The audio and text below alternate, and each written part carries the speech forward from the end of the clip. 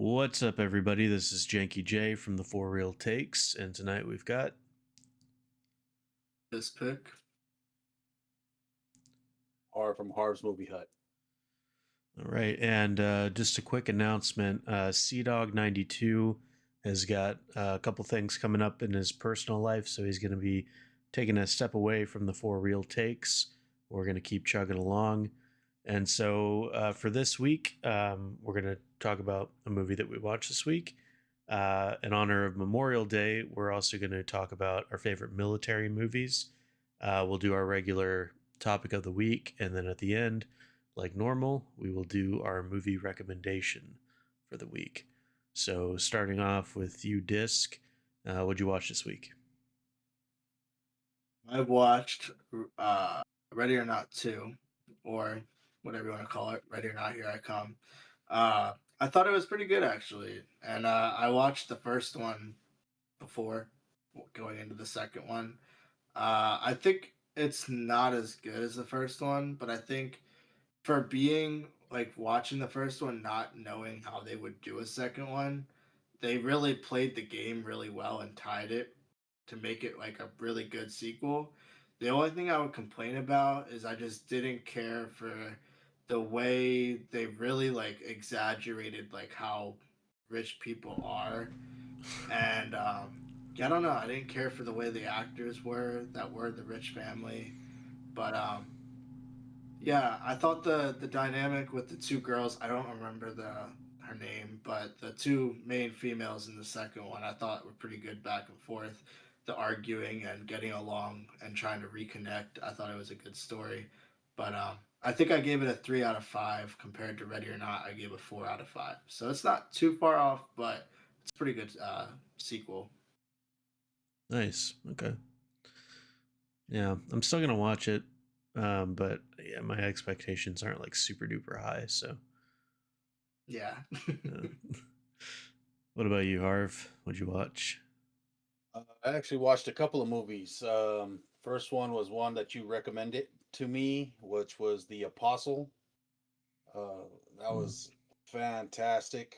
I did think it was going to go the way it went. I didn't. It was kind of shocking. It was a little bit of a twist in the middle.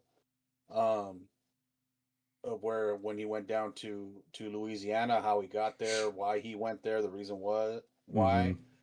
Um, but it was definitely a great film. So kudos to you for recommending that one. And I also watched Send Help, Mm. which is it was a pretty good movie, which will kind of tie into one of my topics later on. Uh, kind of took a little twist at the end and made me think it was going to go one way, but it didn't. It actually went the other. But it was I'd give it about a 3. If we went on a 5-star, I'd give it about a 3. Could have been a little bit better. Apostle, I would give it an instant 5. I think that was really, really good, and it's very underrated and not really talked about enough the way it should be. Nice. I was about to watch Send Help last night, but then I watched like half of the Good Luck, Have Fun, Don't Die instead. But yeah, I'll probably watch that soon. Yeah, I've been wanting to watch that one too. Sam Rockwell. Yeah.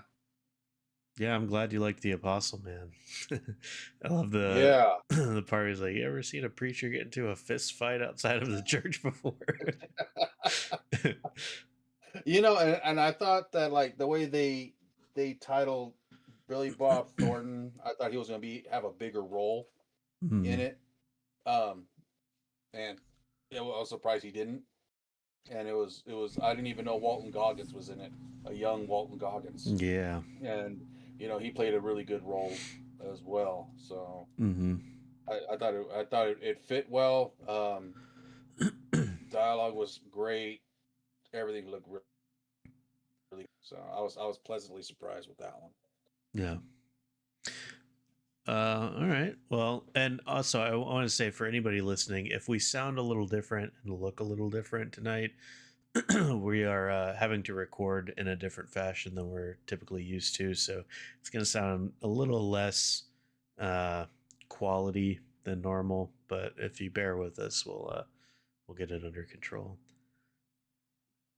Well, speak for yourself, because Harv's Movie Hut always looks sexy and always comes in a 4K vision at you, no matter what way we're recording, how we're recording. Harv's Movie Hut is always at the peak of its visionary excellence.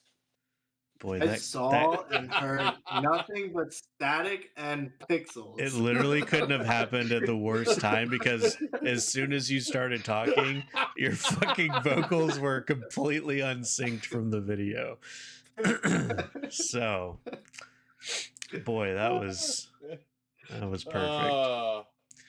The Talk reason why about it's great my timing. favorite. Great timing. Yeah. So yeah, I watched there's two I'm going to talk about. I'll do this one first. Okay, so yesterday I finally got around to watching a movie called The Postman Always Rings Twice from 1981 with Jack Nicholson and Jessica Lange. And I got to tell you, man, I didn't really care for it like I thought I would. I thought I was going to love this movie. And it's a pretty basic story. Jack Nicholson is this kind of drifter who shows up at this like restaurant cafe kind of thing, and it's this older guy who runs it, and his smoking hot wife Jessica Lange, and they start knocking boots, and then eventually they're like, well, we want to be together but we can't because I'm married, so let's fucking kill him, is where it goes. And it's just kind of one of those semi spicy movies, but just really, I mean, it was very, I don't know, lackluster. And then the ending was just abrupt, and it just kind of happened, and then and then the credits rolled, and I was like, I don't know, there just was something in there that was missing for me. And I feel like that's like a really well loved movie, and I just don't know why. I don't get it. So that was a bummer. And the other one, I'm not going to talk a lot about it. It's a movie called Singapore Sling, and this is one of the nastiest. Sounds bad. Well, it's a drink. I guess that's what the title is from. It's a drink. But this is one of the nastiest, most perverted, debaucherous, fucked up movies I've ever seen. And I loved it. And I usually don't go for that kind of stuff, but I give this a 5 out of 5. I'm even considering putting it on my top 4, which is going to be hilarious because it'll be sitting right next to The Apostle. We're talking like complete opposite ends of the spectrum.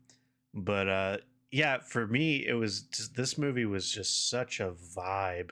Like visually, it's from the 90s, but it was shot in black and white. It's very gothic. And but like, I don't know, like, again, there's some nasty shit. I don't want to say anything that happens, because and you'll think less of me if you watch this movie and you go, well, Janky gave it a 5. You're gonna be like, Janky's a bad person. Or, like, I can't look at him the same or something. But I don't know, man, it hit a sweet spot for me. So that's well, that's kind of hard because I don't think much of you anyway. So right, yeah. So it won't take much lower than that. Yeah, right. Go fuck yourself. And so we'll yeah, so we'll go, I guess, straight into for Memorial Day. We want to kind of add in an extra little topic. So we're going to talk about our favorite war movie or military movie. So what do you got, Disc? What's your favorite? Well, I was gonna say Jarhead. Just I really like that movie, but I think I gotta go with Platoon. Platoon, I don't know.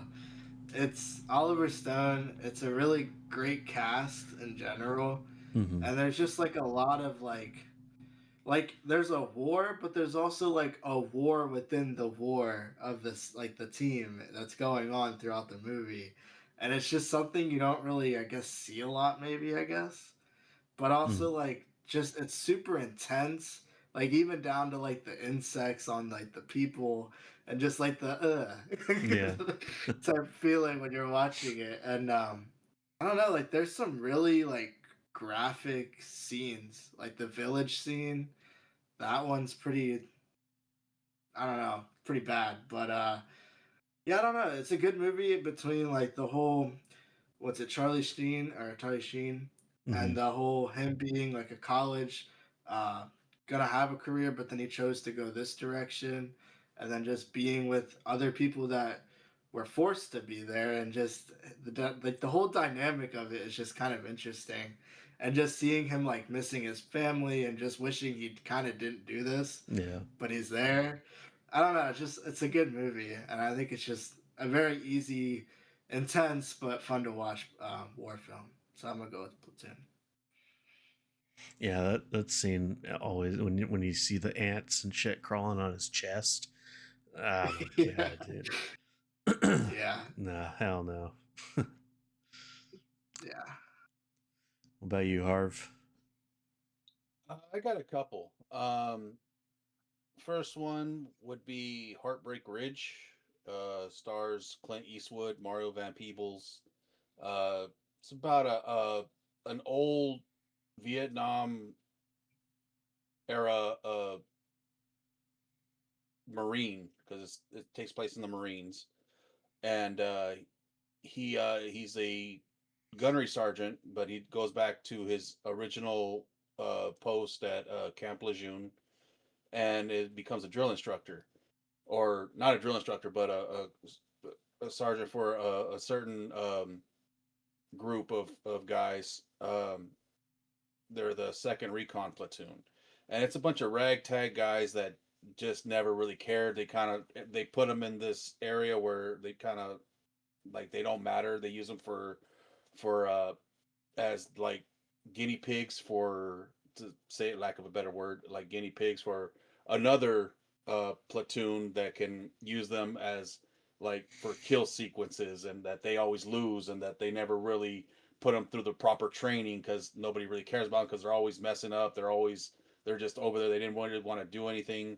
They were never really, their haircuts weren't done. So he comes in and whips them into shape, and it takes place during the Grenada incident in the 80s. That's around the time it took place. And it was always just something I used to watch when I was a kid. I was always into like war movies and stuff.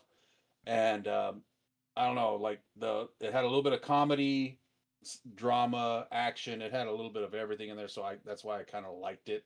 The second one was uh, takes place during the Vietnam War. It stars Michael J. Fox and Sean Penn. It's called Casualties of War.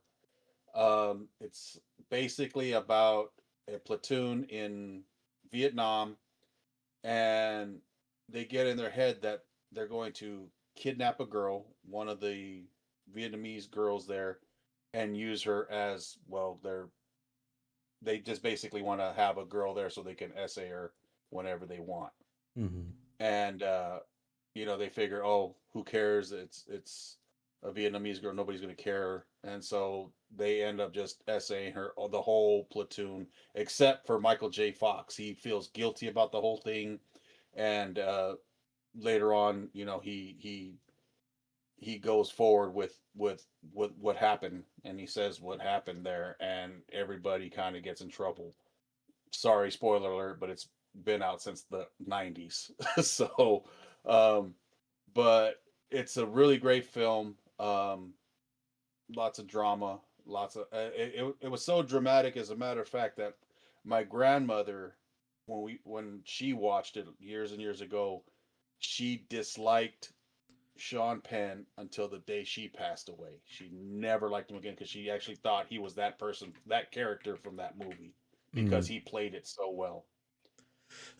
But yeah, it's definitely a good film to watch, and it's disheartening because it's something that possibly could have happened.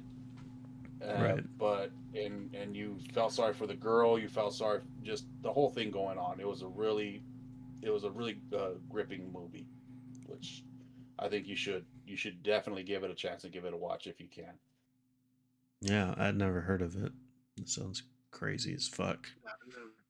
I've never seen it. Okay. Um, so yeah, I've got a few as well. But I'm probably only going to talk about two. So I'd say my all-time favorite military movie is The Patriot with Mel Gibson. Um, that one always gets me in the feels, and I loved seeing how we we used these kind of like guerrilla tactics, and like we didn't play by like because so like they're the rules of war, that kind of unspoken thing that we've had forever. Like the English weren't really playing by the rules either, and so we just played by the rules even less, and we did it better, basically. And I just liked seeing all of the little ragtag kind of um, plots that they would come up with to fuck the English over. And of course you got like great performance from Mel Gibson and everything. It's just like it's a great epic. It feels like Braveheart, but the Revolutionary War version or something. So that's my favorite. I can watch that anytime. Some other ones too that I mean they're always worth mentioning, and I don't feel like there's much I can add to the conversation of either of these two movies. But Saving Private Ryan and Full Metal Jacket, I mean, like everybody knows how amazing these movies are for various reasons. But the other one I did want to talk about is I think a very underrated movie. It's not fully about the military, but a good chunk of it. It's called Dead Presidents. Yeah, fuck you, buddy. Yeah, Shit, I was gonna give that one an honorable mention too. yeah. Such a good movie, man. Such a good movie. This is like I said, it's about what I'd say like half and half, right? Like half the movie takes place after the war. A good portion of it, maybe a little less than half, but a good portion of it does. Yeah. Yeah. So yeah, young black guy, he goes to Vietnam, and he actually does pretty well for himself in Nam. And but when he gets back to the States, it just shows a darker representation of what some of the guys had to go through when they came back. Like whether that be some of them thinking that they were going to get the parades and stuff that the World War II guys got. Well, they sure didn't get that. And then it also did a great job portraying the PTSD that a lot of the soldiers went through. Um, Even the drug abuse, like Chris Tucker's character, and how he got addicted while he was in Vietnam, and then it followed him when he got back to the States. It just kind of shows like a lot of the darker stuff that happened once a lot of these guys got back from the war. And I think that that's not something that's been touched on, I think, enough in movies. So we got enough movies about being in Vietnam, or whatever war, but I feel like we could do more showing that aftermath, and not later. I mean, like directly after they get home, because that's what this was. It was like as soon as he gets back from the war, he goes back to his old town, and everything's dog shit, and he's like, I got a kid now. I got this lady, my girlfriend or whatever. I need money, and so they concoct their plan. I don't want to spoil it because I think whoever's listening to this, you should definitely watch Dead Presidents. But yeah, One of the parts or one of the things I did like about that movie too, is it showed how he was before he went in, like his mm-hmm. attitude, the way he acted, the way he was before, and right when he came back, how much his mental state had changed. Not as like for PTSD or anything, but how he was more of a kid. Yeah, Even though it was only maybe about a year or two, but he was more like he was more immature. I guess could be a word for it. And then as he came back, he was more darker and he really just didn't give a fuck as much as he did. Like he wasn't as scared yeah, as he was when he during that time period because of what happened. And I thought that Lawrence Tate did an actual great job of showing, and I don't think it got talked about enough. Maybe it did. The before and after, like how he was able to shift Hmm. his that character to do that. Yeah, well, that's like one of my favorite parts of the movie is so before he goes to the war, there's this pool hall that they all hang out at, and it's Terrence Howard, right? Yeah, Terrence Howard. Terrence Mm-hmm. Howard's kind of like this local bully, and they're playing pool, and he's always giving him shit. He's always like talking down to him and stuff, and Tate doesn't really do anything about it because he's still a kid. Well, he comes back from Vietnam. He goes back to the pool hall. Terrence Howard's still pulling the same shit, and now he's calling him like Soldier Boy and stuff like that. And he fucking beats the shit out of him with a pull stick, and it shows like he's not that same person anymore. Like he just does, like Harv said, he doesn't give a fuck, and he's not going to put up with it anymore. And so, yeah, it's a great movie. I wish more people did see it and talk about it. So, yeah, and then yeah, like I said, as far as like Full Metal Jacket and Saving Private Ryan, I mean, a lot of people focus on the opening of Saving Private Ryan, which for good reason. It's fucking perfection, like cinema perfection. I don't think you can get any better than that than what he pulled off. But the rest of that movie is also fantastic. You get some amazing acting in that movie all around. Like nobody in that movie is bad at what they do. Even fucking Vin Diesel. It was good in his little role in that. But yeah, and then Full Metal Jackets is yeah another one. I can't think of You just anything can't. wrong with it. It's too damn good. No, I'm gonna give an honorable mention to Inglorious Bastards. I Okay. mean, I know it's more of a kookier side, but it kind of I like that what if scenario, kind of Mm. like Once Upon a Time in Hollywood, where Tarantino does that what if scenario, and I don't know, it kind of makes it a little bit more interesting to me. Uh, how when everybody got locked into the theater and what happened Yeah. during that process. So I thought that was kind of a fun movie. A little long. I think it was a little longer than what it should have been. Um, but it's just an honorable mention I wanted to throw out there too. Okay. I do have one too, but I hesitate to even. I don't know because it's not about the American military, but it's a fucking great movie. It's called Enemy at the Gates, and it's about Mhm. the Russian sniper in World War II that just like pop Nazi beans for fun. Like this guy was just fucking killing all kinds of Nazis. And I think it was at the time when Hitler was trying to advance on Stalingrad, if I remember correctly. But you want to talk about another Mhm. great opening scene in a movie? It's not as good as Saving Private Ryan, but it's up there. And yeah, that's got Jude Law in it. It's another one that just doesn't really get talked about, I think, enough. I think somebody may have done a boutique release for it semi recently, but I'll have to look into that. But yeah. I think it was Synopsis. I think I just saw it today on Synopsis. I think they may have. I might be wrong. Mm, Don't quote me on that. But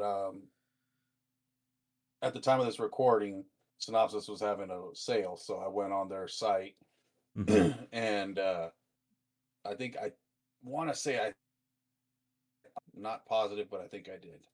Okay. All right. Well, yeah. We'll keep on chugging along here. So we're gonna go into our weekly topics. What do you got for us this week, Disc? So I wanted to talk about like this is not movie related, obviously, but so what I wanted to bring up was kind of what's your guys' thoughts with like the I guess the demand or the the push of just mini series in general, like the mini seasons or whatever. Not mini seasons, but mini series, I guess, is what it would be called. Where it's just a little bit of episodes instead of like just making a movie, they make it a little bit longer by making a mini series. Like, what's your thoughts on that? Well, you just sounded like a robot. What? Yeah, I don't know what the hell's up with that, but I know what you're saying. How do we feel about Yeah, like limited run series, like Netflix kind of yeah, stuff? Okay. yeah. The shorter shows, yeah. What do you think, Harv?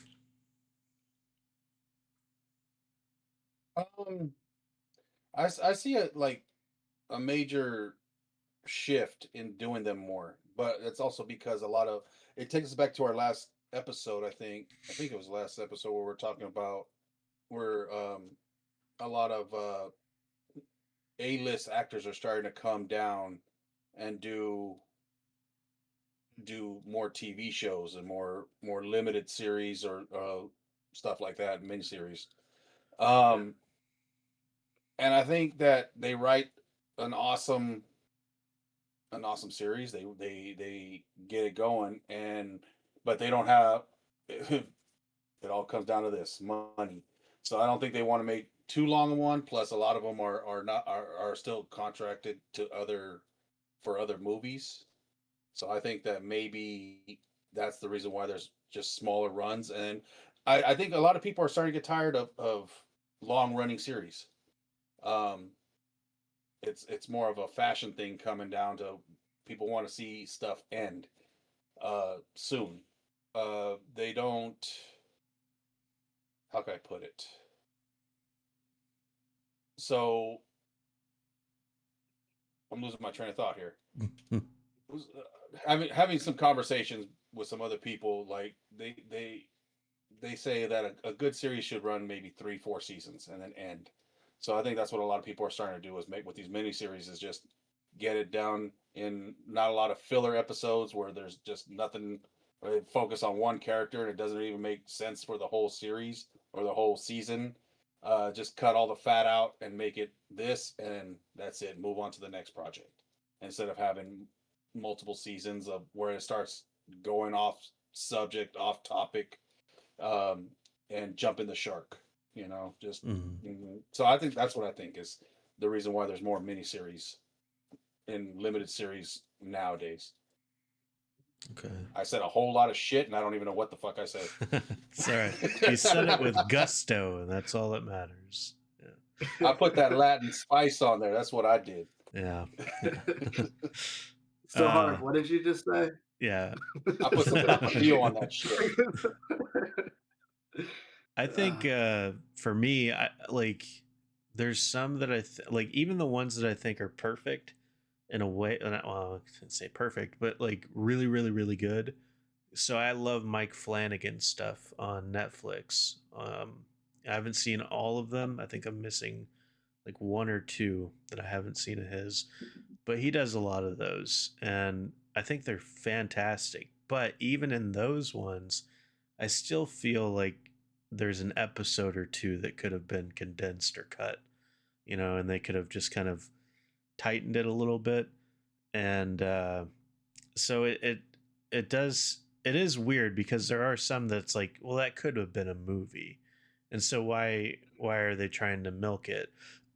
Or even it could have been two movies or something, like a movie and a sequel or whatever. So I don't know why it is that they're doing it. I think it is just kind of a popular thing to do. You look at stuff like even stuff like Stranger Things. Like, what do they have, like 10 episodes per season now?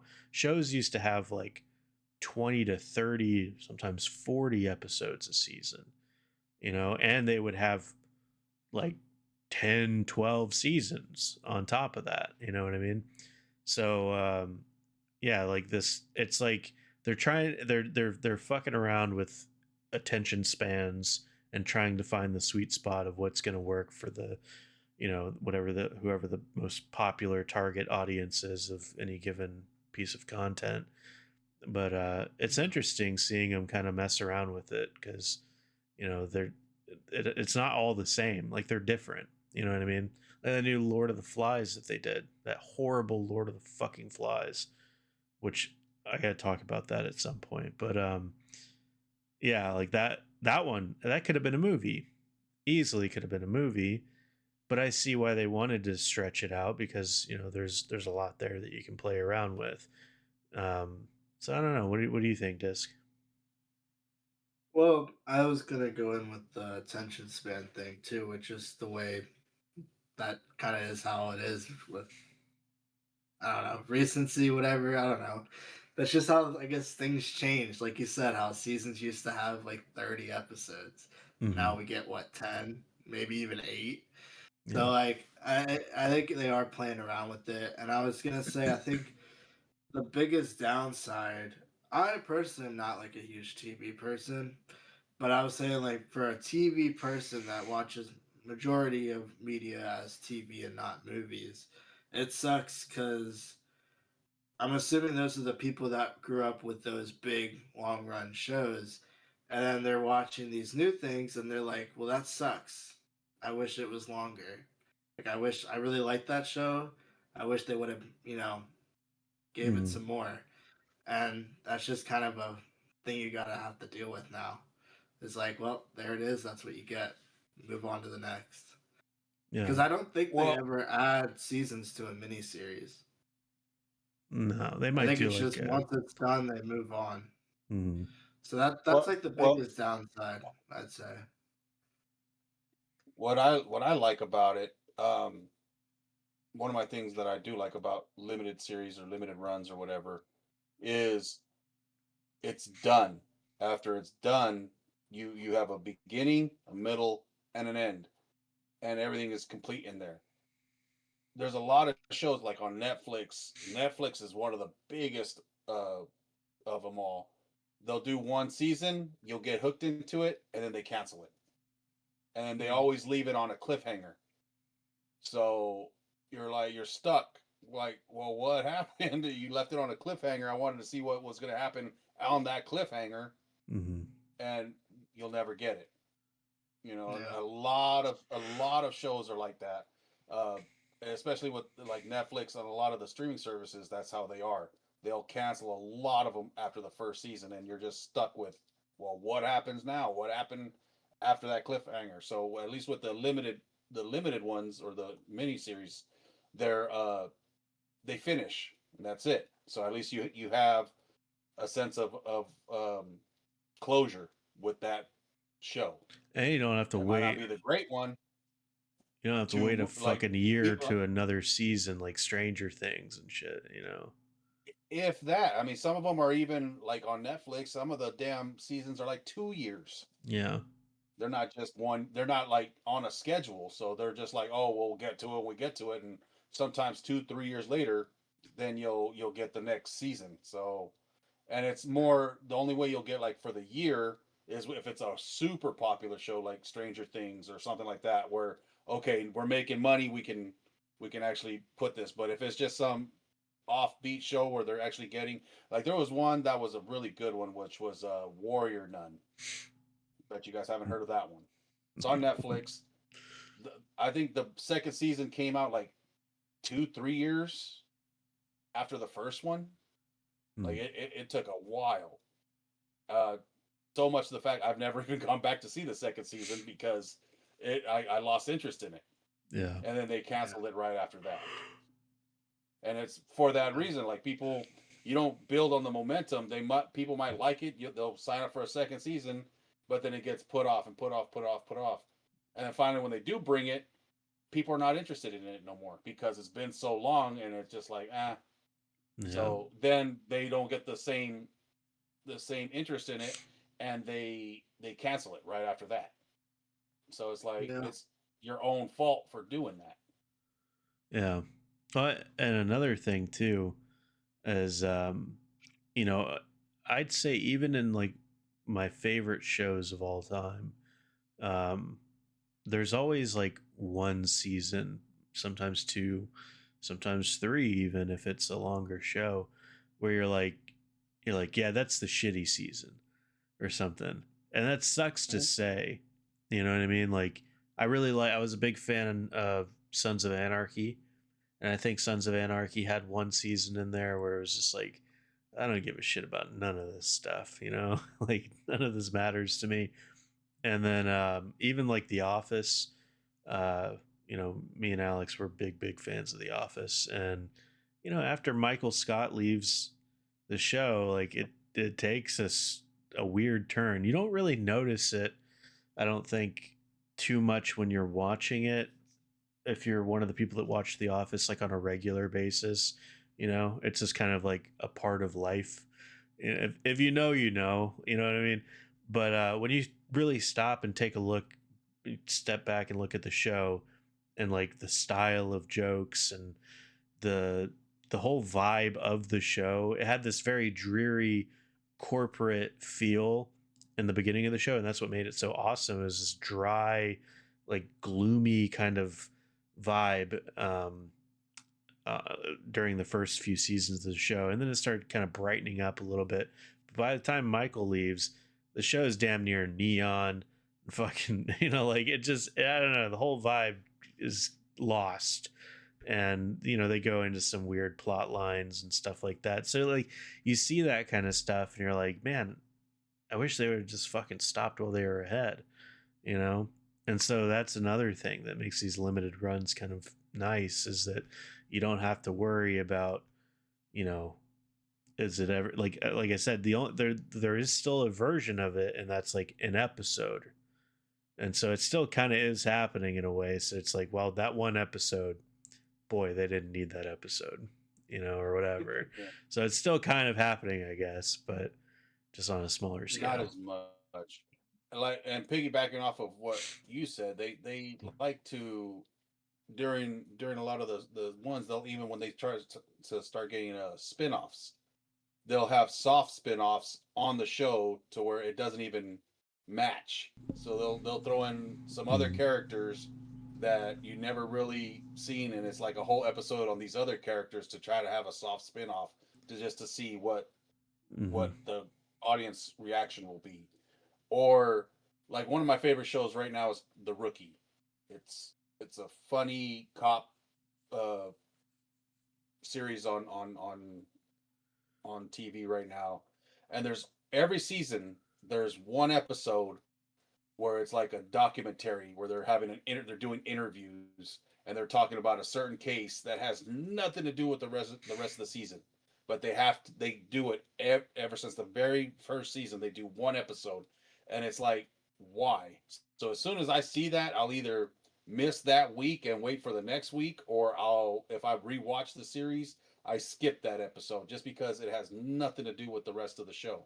And it's really annoying, actually. I don't know Mm-hmm. if people like it or why it's even in there or why they do it, but it's like I said, one of those filler episodes that it could be done away with. Yeah. You know what I wonder? I wonder, like these streaming apps, right?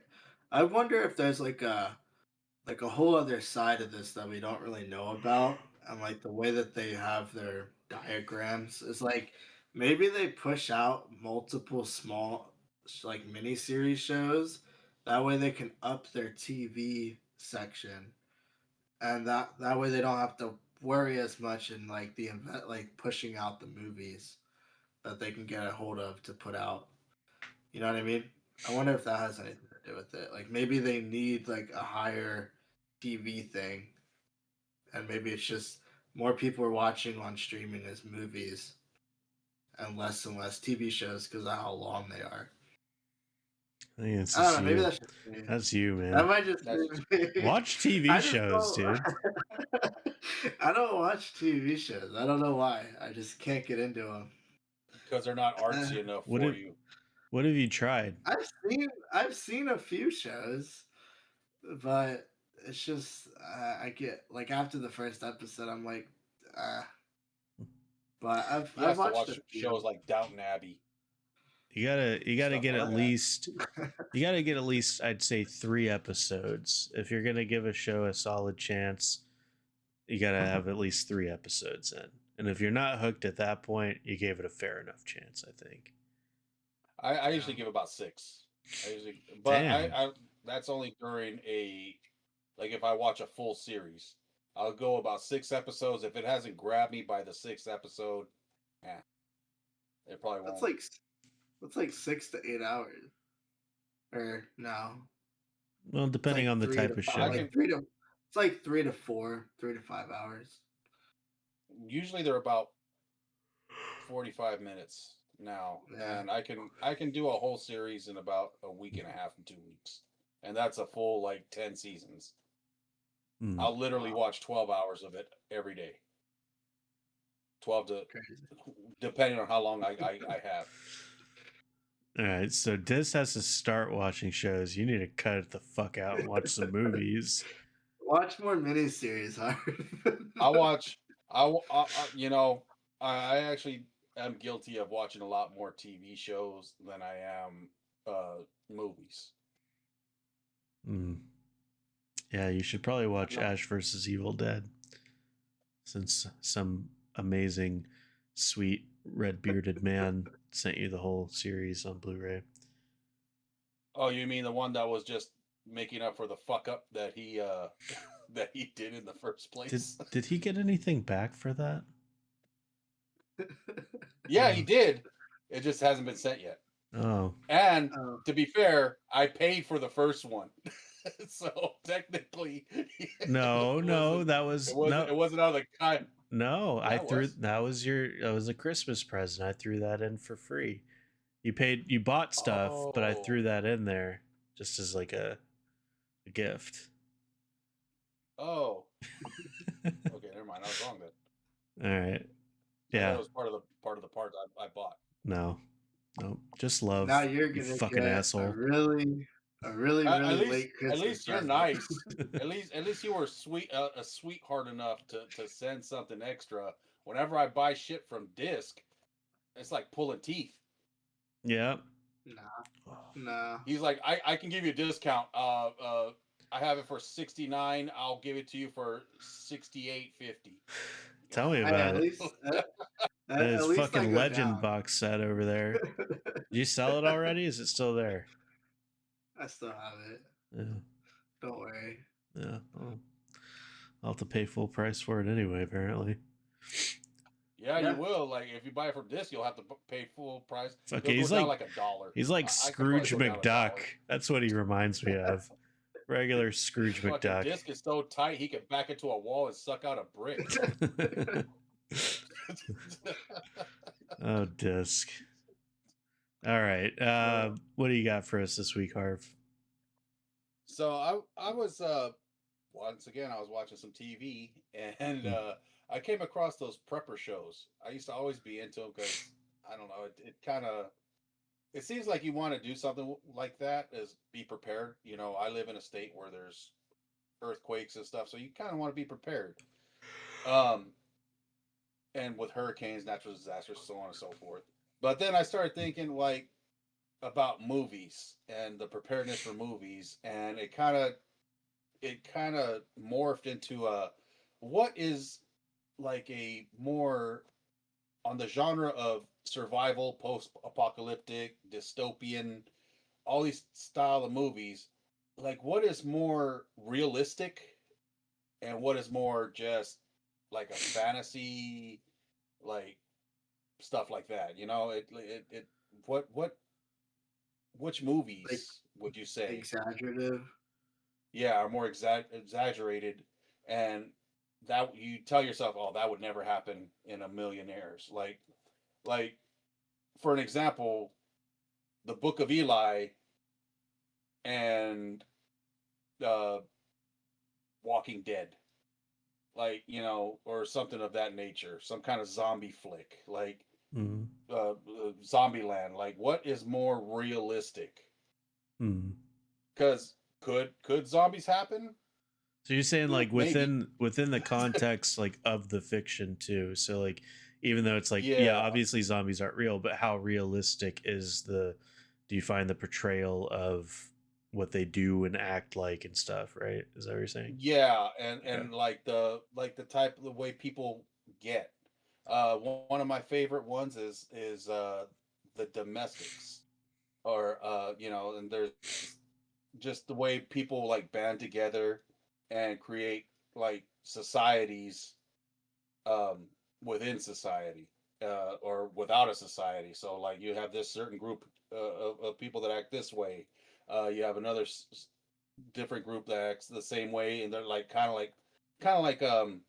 like a civil war type deal where everybody's kind of they don't trust anybody else but who's in their group, and then you have outsiders that are just kind of trying to make it through life. Mm-hmm. But it just kind of made me think of like just certain survival movies, also taking into fact like ones that like Castaway or Send Help, 127 Hours, stuff like that. Like what is more realistic and what's not? And I wanted to get your guys' take on that kind of genres of those types of movies. Okay. What do you think, Disc? Okay, so like I feel like as a movie, because at the end of the day, realistic or not, it's a movie. That's kind of where we're at when you watch them. But I feel like even when you brought it up, like I was thinking about it more. I'm like, I think I'm 50-50. Like I kind of like when they don't have a strategy or when they do have a strategy. I think it just depends on the environment, depends on the actors, the people that are in, or how many even factor in sometimes. Like when it's a bunch of people and they have no clue what they're doing, it's kind of fun. And then if you add zombies, it's just even more out there. But then, I think it just depends on the environment and the situation, and like the tone or how the movie is in that situation. And I don't know, it's weird. I think it works both ways for me, and I think I'd have to be 50-50 on it. Hmm. Because it could be fun either way. I like when a movie takes like a fantastical kind of idea and then adds some realism on it. So like one of my favorites is The Last Man on Earth with Vincent Price. Um, Basically everybody is either dead or is a vampire other than him. And they're kind of like the vampires in this one, they're kind of like slow, almost like zombies from Night of the Living Dead. They're just kind of like, And so what he does is he like fortifies his home base and stuff like that. He has he has like a map of the city, and he's going around in the daytime and he's just fucking killing these vampires while they're sleeping. So he's like marking, like I've hit this place, I've hit this place. And he's just going from building to building, just fucking killing them and stuff, and all along trying to maintain his sanity and keep his morale up and everything like that. And so like those little pieces of it add that extra, like that survival kind of take, like how would somebody maintain their sanity just completely alone like that? And it's like, and not even really alone, because like there are things there, and so that temptation is kind of there too. Like, should I just say fuck it and just be a vampire? But it's like, I don't know, I like when they play with stuff. And then uh another one is A Boy and His Dog, um which went on to inspire stuff like Mad Max and all that. Is kind of pre-steampunk, like post-apocalyptic, dirty Fallout kind of vibes. And this idea of just like finding water, like that's the thing. It was like, I just whatever it takes to just get some fucking water, you know. So yeah, if you take something that's like a crazy, and I do like stuff like Castaway, the really realistic kind of depictions of survival, but I like when you take a fun idea and you put that on there as well. That Last Man on Earth is sounds like they took that from the book of I Am Legend. Yeah, that's what it's based on. It's based on I Am Legend. Okay, because it sounds like the same premise. Yeah, they made there's a Last Man on Earth, there's Omega Man with Charlton Heston, and then the Will Mm-hmm. Smith I Am Legend. They're all based on the same book. Okay, I didn't know Omega Man was too. Yeah. I've never seen it. I've always wanted to watch it, but I've never seen it. It's kind of weird. It's very 70s. You know what I mean? Like that 70s feel. But I always go with the Vincent Price one. It's the best in my opinion. He's just Something about his portrayal of that character. But the book is also really good too. Get the audiobook. I was watching honestly on that one too. You know, just kind of going off script a little bit here. Of Will Smith was talking about I Am Legend and why they changed up the, because if you watch the special features, the alternate ending on there was more with the book. Mm-hmm. And if you watch that alternate ending, it goes in sequence with, actually they were more closer to the book on that one. But when they tested it with audiences, they hated it. They absolutely hated it because they're like, I guess they couldn't accept that, like, he was the actual monster and they weren't. The vampires weren't. Mm-hmm. So they absolutely hate it. So that's why they had to reshoot it and make the ending that they came up with. So technically, the ending that's in the movie, in the theatrical version, is actually the alternate ending, and the one on the DVD or on the Blu-ray or whatever is actually the original version of the ending. And I guess they're making a part two with Michael B. Jordan and Will Smith, and it's supposed to be based off of the original ending that they didn't put at, the alternate ending, quote Mm-hmm. unquote. Um, and when I saw that alternate ending before, and I was like, that one was really cool, and I didn't really get it, but how he survived, and I could see how they can go off of it, and how he thought of himself as, how it cuts to a scene on there where he has all of the ones that he's killed, all of the vampires, and the one when the main one comes in, he sees that the one that he has on the table is actually like his woman, and he, like, it cuts to a scene of all the pictures of the ones that he's killed, and like they kind of like look at each other, and he looks like the main vampire, like looks at the pictures, looks at him, gets his lady and leaves. But you can see that he's like, you're the one doing all of this to us. We haven't really met. We come after you because you're doing this to all of us. Mm-hmm. So it's Well, that it's it's pretty good. that's where like the legend thing comes from, right? So like the title "I Am Legend." Somebody I saw a video somebody made about this where it's significant in its meaning is that Hmm. when in our world right now, vampires are legends, but Yeah, in his world, he's the legend to the vampires. yeah, And so that's what I Am Legend is referring to, is like he's the legend in their society, the main society in that, alternate universe or whatever. I always thought that was kind of badass. there there's a show I love. I watch it every Halloween season, spooky season, as you can say. It's called Grimm, Mm. and it's based off of the Brothers Grimm fairy tales, and they so what it is there's these fairy tale type monsters, big bad wolf, all these different monsters that people are, but they're like, they can change. So they look like normal people, but they can change into these animals, kind of like a werewolf type deal. You have to watch it to kind of see what I'm talking about. But um in the show, the what it is the Grimm, they call him the Grimm. He's ancestors to the brothers Grimm, and they say that the reason why they wrote these fairy tales was because only certain people can see these animals or these creatures change, Mm. unless they want you to see them. But they can, if they get like emotional or something, they can change, and nobody can tell except these certain group of people called the Grimms. And like they have it to where back in the day they would just go and chop their heads off. They would just dispatch of them. And so they were like these mythological, um they were like, they had the creatures had their own lore, and that's who they were. They were kind of like the legends of, they were like the monsters. They were the scary people that would come and get you if you were bad. They would tell their kids, like, if you act bad, they're gonna come and get you, Hmm. type of deal.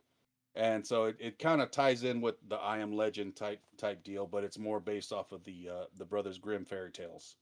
That's pretty cool. It's a decent show. It's only like 6 seasons. And there's some, like we were talking about earlier, there's some filler episodes, but for the most part it's pretty decent. Okay. Good shit. Anything else you wanted to add to the survival topic, Disc, before we move on? Other than you would be fucked in a survival situation. If we were in a survival situation, that's realistic on my end. if we were in a survival situation, Disc, we are eating you. Just so you know, like your food. Yeah, that's why we're plumping you up Well- right now, just in case, so you can be nice and tender. Yeah, that depends. If maybe what if I get hungry first? it won't matter. We'll just Then you're screwed. No. We could overpower you. yeah. Your fucking 4'6" ass is an appetizer for us. Well, then what's after that? Nothing. No, That's- I just feel. I You ate just me feel. for nothing. You No, ate it's me not for an nothing. extra few days. We're gonna cook your ass out of spite. We're gonna serve you like a delicacy, like on the movie Alive. Yeah, right. Yeah, you're gonna have an apple fucking popped in your mouth. All right. So my little topic I have for this week is, because there's a lot of talk about biopics and stuff like that with the Michael movie and all that, but like outside of that, or kind of tied into it, how do you guys feel about accuracy when it comes to historical movies? Like, do you feel like it's okay to kind of adjust certain things in order to make a movie flow better or have more fun? Do you find that to be insulting?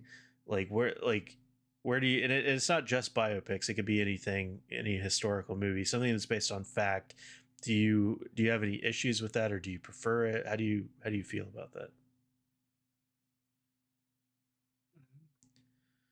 Disc. Okay. Okay. So I'll just straight up say how I kind of would feel about it. Like I would say change. The only thing I would say, like when it comes to improving or changing, like the way is, like I'd say, if you want to make like a music biopic fun, just rely on the music.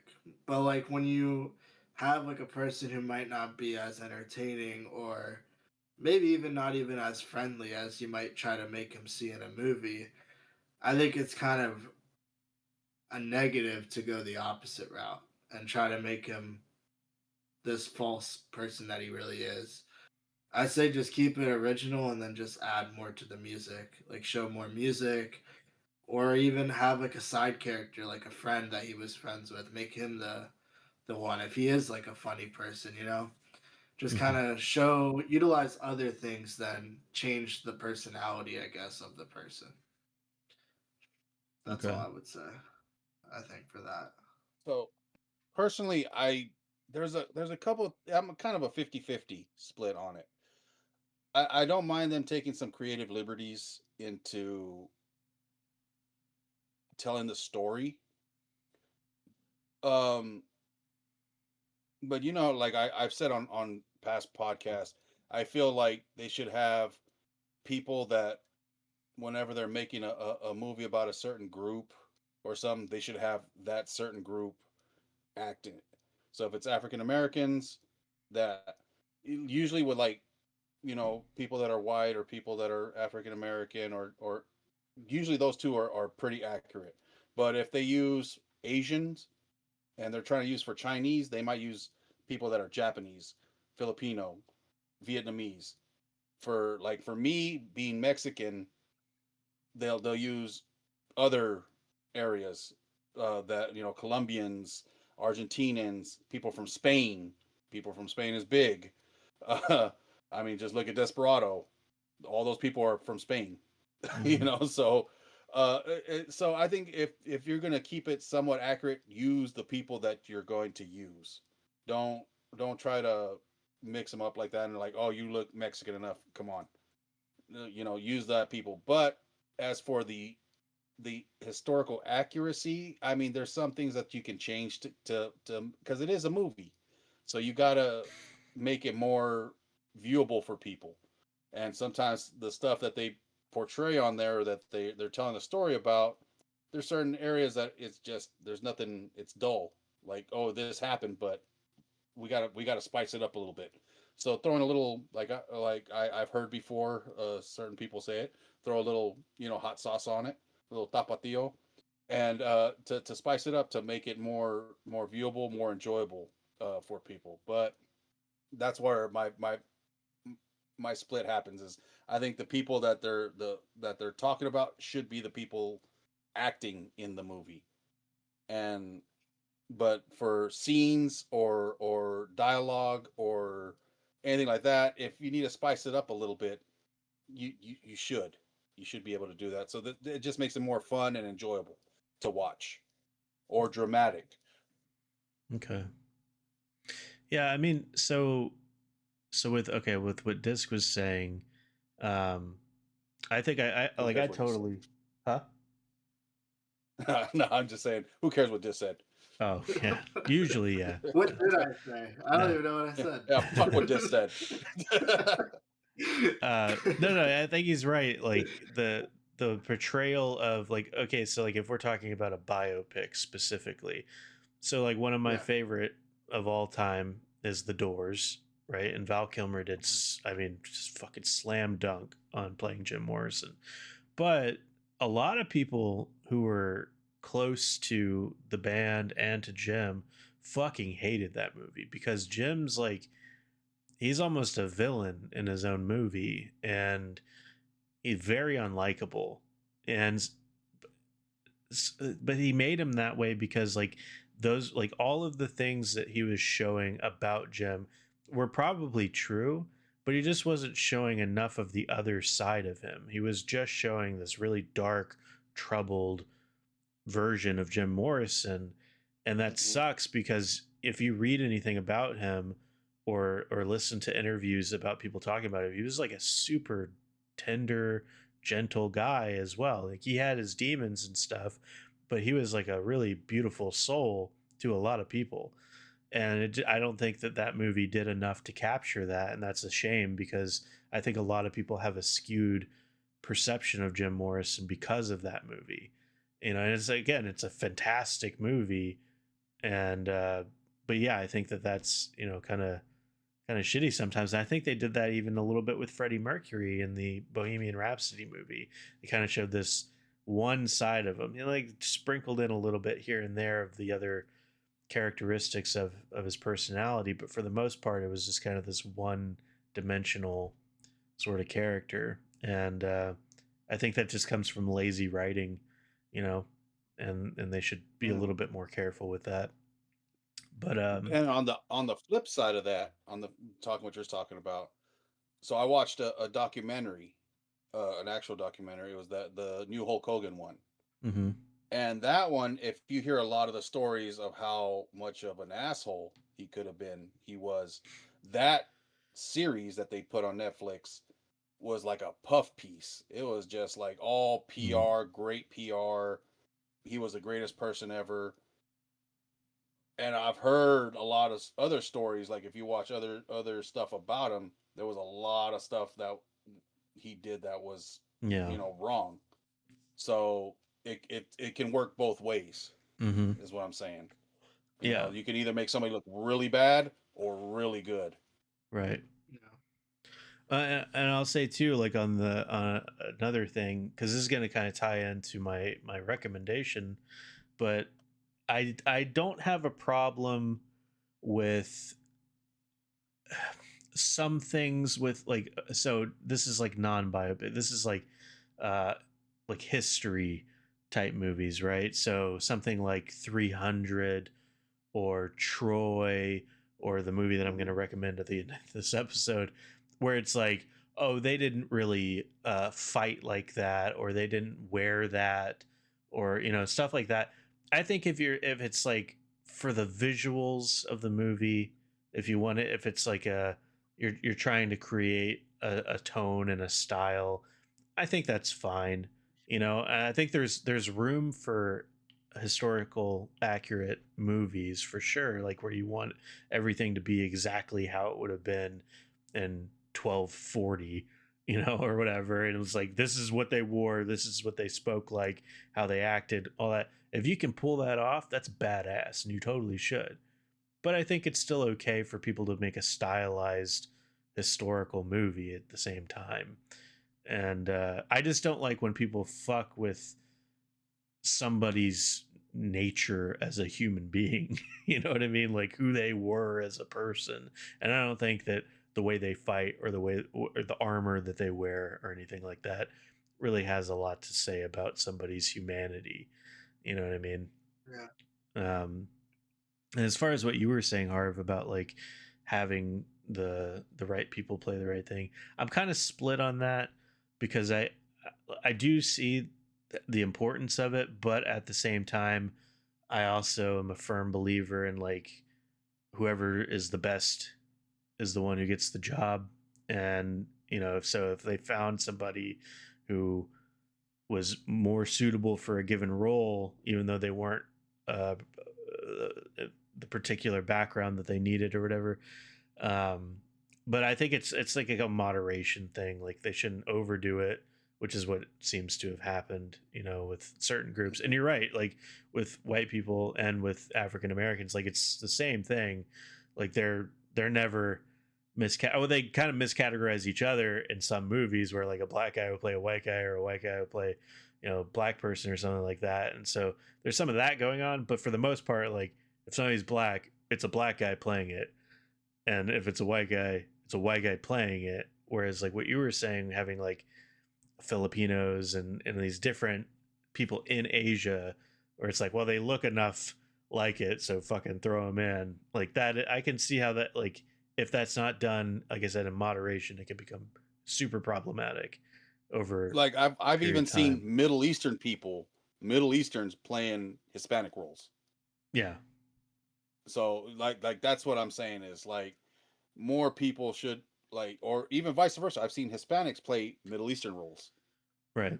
or Indian, from India, like Indian roles. Like I've seen different ones like that, and it's typically the bad guy, unfortunately, but it's always like the terrorist or the bad guy, and a Hispanic person, whether it be Puerto Rican, Mexican, Guatemalan, whatever, they'll play and I think that's kind of like you couldn't have found a dude that's Middle Eastern or a dude that's Indian to play that role. Look at Gandhi. Wasn't it Ben Kingsley? Yeah. Well, I think like, so like agree with you. I think like like on a base level, but I think it's hard for me to like fully agree, because I think that there's such a slippery slope sometimes when it comes to that kind of stuff, because people take it Yeah. too far, where it's like, oh, well, this person's character's in a wheelchair, so you didn't hire somebody who's actually a paraplegic, so you're an asshole. Yeah, You yeah. know? No, and I'm not talking. I don't mean like they shouldn't at all, because I know it's going to happen. I just think, like you said earlier, it shouldn't happen to the extent, Yeah. because it seems like it's overdone Right. to where they completely. And I've read articles, and I've seen some stuff where it's people have gone in like there's 40 dudes that are Mexican and I just use Mexican because I'm Mexican. Um, you know, there's 40 Mexicans in there, and then they pick the one guy that's something else, Hmm. and it's like you had all of these, and granted, he might have been the better one or just had the better look. Sometimes it's not even about the acting, it's just the better look that they're looking for. Yeah. And it's like, really, you couldn't have picked any of these guys, you had to pick this guy. Yeah. So it just kind of those. That's what I'm saying is like maybe you should try to keep that a little bit more accurate if you're doing that. but like I said, on the other side, I can see some like on 300 or um like one of your favorite Excalibur. Mm-hmm. Now, granted, it's a fantasy movie, but I'm sure there was some inaccuracies on that stuff too. Just being the time period that it was based in, there's probably some inaccuracies on that. Right. So like that one, it's like an English, like it's like a thing from England, but I think that movie was Mm-hmm. made in Ireland. It's mostly Irish actors, so it's like Mm-hmm. somebody could have bitched. So you got a bunch of Irish guys to play, in a King Arthur movie, and it's like, yeah, but fuck off, you know? And then going to that, look at the movie Highlander. So Highlander, Yeah. Duncan MacLeod was played by a Dutch guy, and his Spanish friend, which was Sean Connery, was actually a Scottish Highlander. Yeah. I'll never fucking understand why they did that. It's so stupid. Yeah. So it's just stuff like that kind of like I don't get angry at it, and it is what it is, but it just kind of makes me like, why? It's Yeah. one of those. It's just like, why? Yeah. Yeah, I could see that. Well, we'll start wrapping things up here with our recommendations for the week. So, what do you got there, Disc? I'm gonna recommend a war film because why not? And it's gonna be a more recent war film. It doesn't really go into war that much, but it's more about the after effect of war, which is kind of why I wanted to bring up because what you guys were talking about as well, with the honorable mention of dead presidents. But it's called "Thank You for Your Service," and it jumps pretty much like right after the war. It has a little bit, but throughout the movie, it's just a bunch of backflashes because the whole PTSD effect of war, and it just shows like the three or I think it's either three or five groups of guys that came back from the war. They still kept in touch. They're like just realizing like how it could kick in quick for some, how it can kick in because of others, and like it's so weird how it works. But then it also shows like how hard it is to get medication for the PTSD and just the demand for it and the like if you actually have the coverage for it's crazy like how um just the effects of it and how people affect like how the effects always different for everybody Mm. and what they pull from it and just how the friendship being that they were friends in war how they continue it and get through it together and just it's just really good. I don't know. It's a newer film, but it has Miles Teller in it. I watched it on Netflix like a while ago. I don't know if it's still on there. Mm. But if you like PTSD, or I love sorry, PTSD. It is my favorite thing in the world, Disc. Wow. How did you okay. know? That's my if dark you secret. if you find that as like a niche, kind of not as much talked about when it comes to war film, I think you should definitely give it a check out because it's pretty good. Okay. But don't get PTSD from it or anything. Oh my god. What a way to sell it, Disc. All I right. know. Freaking happy Memorial Day, guys. Yeah, right. Yeah. Oh Harv, wow. Okay. you gonna one up that? Well, I'm going to piggyback off of Disc, not so much in liking PTSD the way he did, but I'm actually going to go with one of the movies I watched. Um, in honor of it being Memorial Day and everything, I'm going to go with or one of my recommendations earlier was Casualties of War. Um, I don't think it's I don't think it's been seen enough, and it's very underrated. And you two haven't seen it, so that kind of shows that it does, because you guys watched a lot. Well, maybe not that guy, but that guy. At least on my screen, Disc is this way and Shrek is below me. So I'm gonna say Casualties of War. Definitely a film to watch. It'll get you thinking. Okay. Well, fuck, man. I didn't know you guys were both doing war movies. I feel like a dick because mine's not. I mean, there's war in it, but it ain't like what we're talking about. Is there PTSD? Because There's shit, some PTSD. Disc will apparently love it. Yeah. apparently it's like the greatest thing ever, according to Disc. Sliced bread. Some PTSD on there. Good to go. I've come to chew bubblegum and get PTSD. Like, my gosh. And I'm all out of bubblegum. Yeah. Well, my movie is from 2007. It's got Carl Urban in it. It's a movie called Pathfinder. And this movie is super underrated. This is a fun movie. It's about Vikings when they came to America, and one of the boys gets left behind and he ends up getting raised by the Native Americans. And then later, as he grows up, the Vikings come back and he's trying to defend his, like adoptive family. And, he's grown to love the Native Americans and stuff like that. So this kind of ties into what I was talking about earlier about historical accuracy.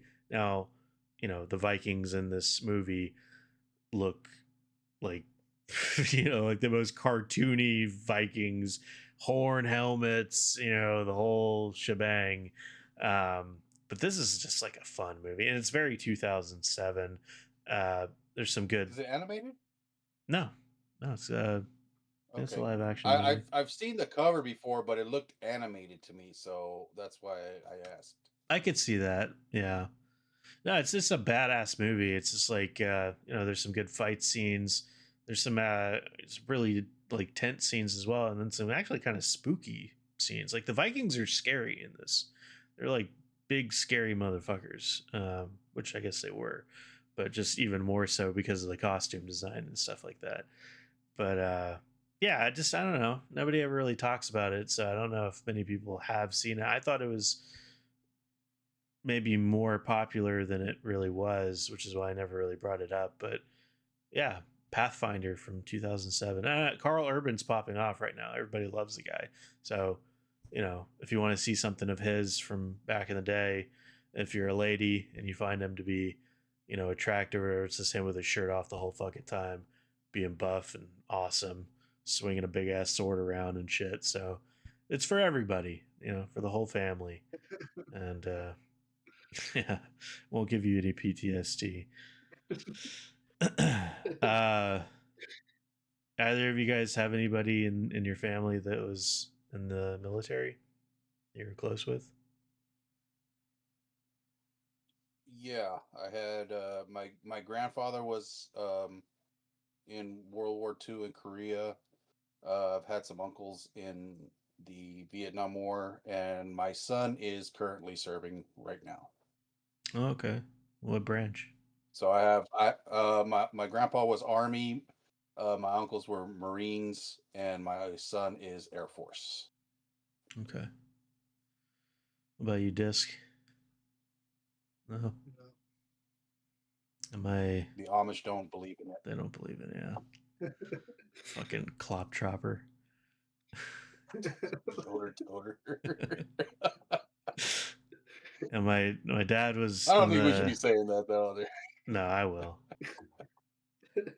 My dad was in the Army, and then my grandpa was a Marine. He was in Vietnam. And so, and I think his dad was a pilot, if I remember correctly, in World War II. But I know for sure he was in World War II. And then and Grandpa was in Vietnam, and my dad was in the Army. So I kind of broke the chain, I guess, a little bit. I considered it for like this much amount of time, and then I thought about it. I was like, there's no way that I could go into the fucking military, dude. Like, just personality type wise, like I couldn't. I would have washed out or something, or got shot Like I don't know. It just wouldn't have worked out. So I kind of broke that little military chain, unfortunately. I I tried, but I got disqualified. Oh, you did? When I was younger, yeah, when I was younger, I had real bad asthma when I was younger.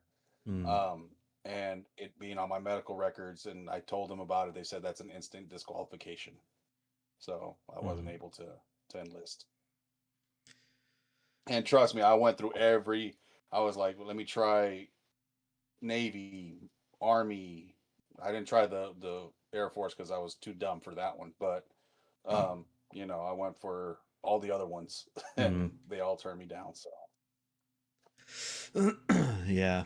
I couldn't see myself. I was too busy trying to be a rock star. You know. Play at a punk rock band, bro. Dude, whatever. And then that fucking went to shit. I should have gone, man. Like I would have had all my college paid for and everything. Would have been great. Or I would have hmm got my ass shot in the desert. One of the two. literally just one big end up like Forrest Gump. Something bit me. Something like an extra butthole. Yeah. But yeah. uh, Well, that's our show this week. So anything else you guys want to add before we hop off? No. just to any troops or anybody that served, thank you for your service. Yeah. Yeah. We greatly appreciate what you are doing for this country. Absolutely. Yeah. And with that, we will see you guys next week.